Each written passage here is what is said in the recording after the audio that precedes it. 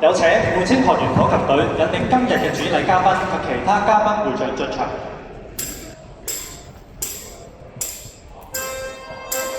警務處西九龍總區指揮官樂進助理警務處長，主席蕭妙文博士 MH， 副主席江賢輝醫生 MH， 資深會長邊秦之娟博士 BBS JP， 會長鄧錦雄博士 BBS MH。會長陳東博士 GBS JP， 黃廣漢會長，會長陳嘉年 JP， 會長黃嘉欣博士 MH， 冼亞欣會長，陳偉聰會長，會長劉偉光 MH， 陳妙蘭會長，張文慧會長，劉永貴會長，會長姚日華師，駱德祥會長，鄧偉業會長，卓德光會長，